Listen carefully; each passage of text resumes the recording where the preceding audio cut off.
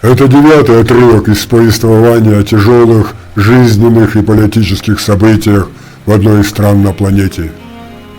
Такого не должно повториться. Берегите себя и мир на земле.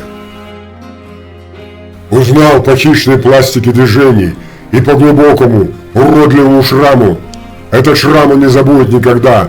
Память услужливо подкинула кадры из прошлого.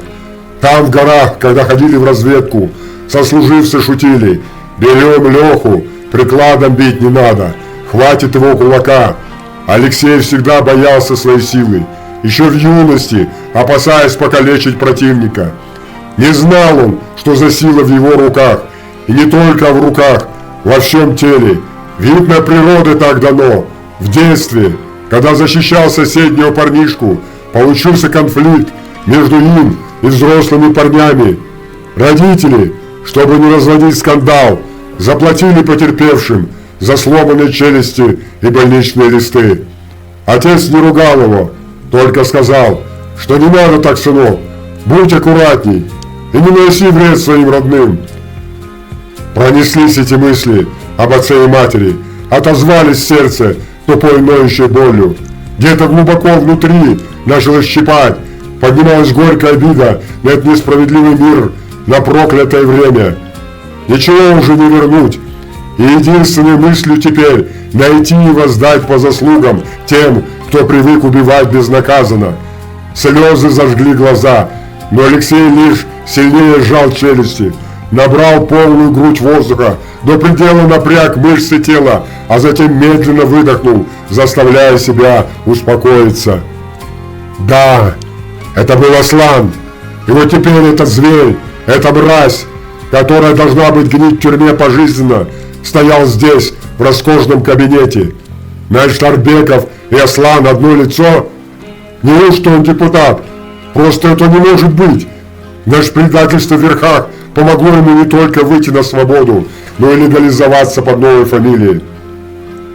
Алексей помнил, как Аслан обвел вокруг пальцев федералов, как, прикидываясь мирным жителям, сутулись в грязной куртке и якобы помогал разгребать завалы, спасая людей.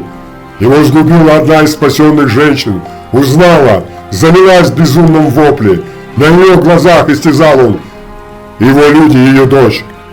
В тот же миг превратился в зверя, круша все на своем пути. И ведь ушел бы, если бы не прыжок Алексея, тот удар молниеносный. Особисты потом смеялись. Аслан не верил до конца, что он сгубил человеческий кулак. Все твердил про случайную пулю, раскроившую ему челюсть. А так бы не взяли. Но ведь ушел. Предательство всегда ходит рядом с деньгами. Значит, там на войне за пачки купюр делалось многое. Но хоть и говорят, что нищие офицеры денег не платят, дома, семьи в хозяйских квартирах или в общагах, брошенные государством на произвол судьбы, но ничто не может оправдать предательство Родине. Только где она, Родина? Да там, где живут твои сестра и брат, мать, отец, где могилы твоих предков. Родина, она впитана с молоком матери. Так считал Алексей, но понимал, что продаются то не те нищие забытые, на пару с солдатами, драившие окопы пропотевшими гимнастерками. Да, именно, окопные офицеры делили с бойцами последнюю корку хлеба, а другие коммерсанты в погонах, которые строили себе в это время особняки в Подмосковье, наживаясь на крови, за взятки и невыданные зарплаты истинных боевых офицеров. Да еще такие, как новоиспеченные коммерсанты, выросшие как грибы на навозе, вдруг ставшие неизвестно по каким причинам у безопасности страны, продавая эту безопасность направо и налево, вытаскивая из тюрем бандитов и меняя их на пленных русских солдат. Благое дело, да только за денежки, которые государство выделяет на выкуп этих солдат, и которые они кладут в свой карман, а это миллионы долларов, в то время, когда цинковые гробы сотнями поступают к семьям погибших. Берут беспроцентные кредиты, поиграв в теннис, понятно с кем. И, конечно, проиграв, будь ты даже трижды чемпионом по этому виду спорта. И вот он, Аслан, рядом с Блаженкиным. Трусливая жадная мразь, хоть и ученый, и боевик. В голове мелькнула мысль, как ножом прорезала. Вот он, нешуточный интерес по указанию бандитов. Они направляли его. Знаешь, развязка уже была предрешена. Этот гад Блаженкин все предвидел с самого начала. Алексей уже точно знал, что не должен уходить.